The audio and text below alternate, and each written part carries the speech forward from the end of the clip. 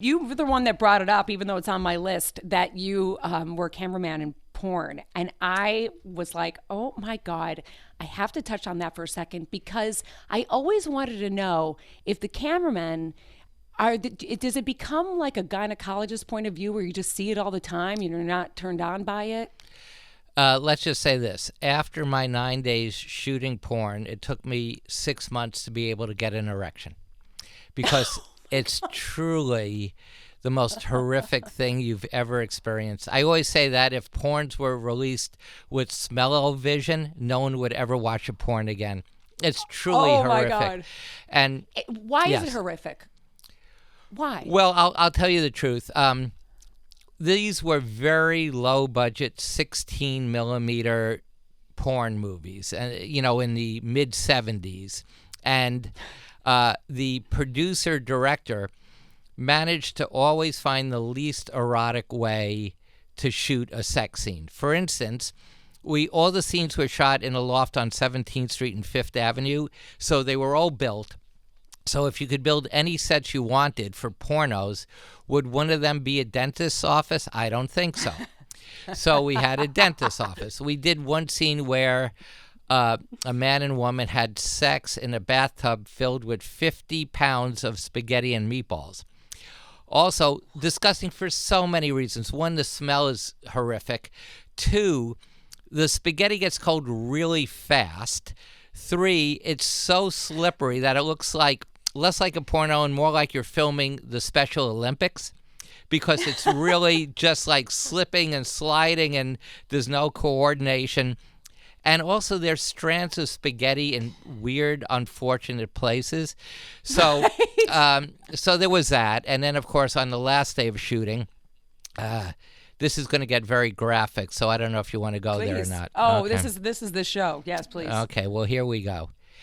Dick, the producer-director, also in an attempt to shoot some call it a double penetration, some call it a double insertion, decided that, and once again found the least erotic way to shoot it, which was to shoot it on a dining room table with a leaf removed from the middle of the table. Yes. So so the woman is lying on the table with her sort of ass sort of sway back in where the leaf would be, and there's a man on top of her in her vagina, and Mark Antony is below her doing pull-ups with his legs and arms around the table with his penis in her anus, trying to maintain an erection. It's going horribly wrong.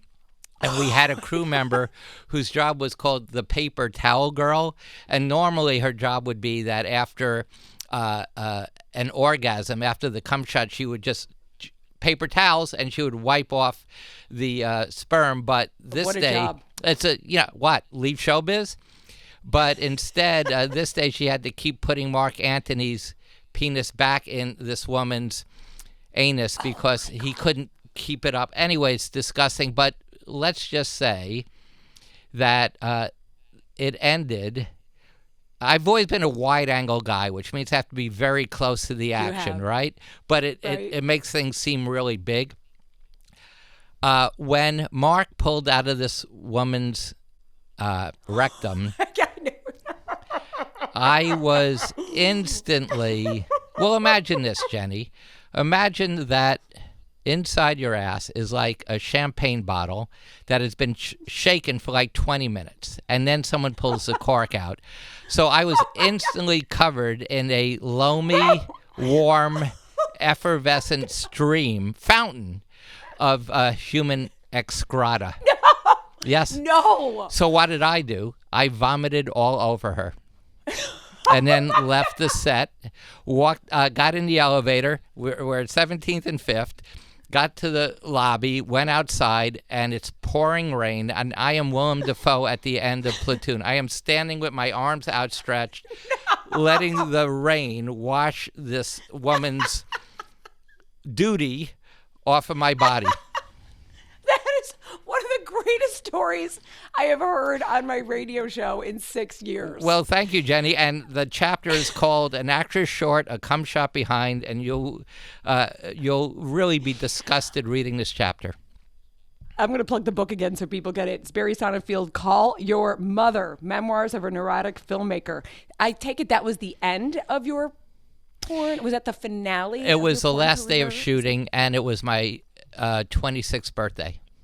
I had graduated film school, bought a used 16 millimeter camera so I could call myself a cameraman. And the first job I got was 9 days of not only shooting a porno, but renting the camera, which paid for 2/3 of the camera. So, yes, I never went back to porn. But you want to hear the true end of the story?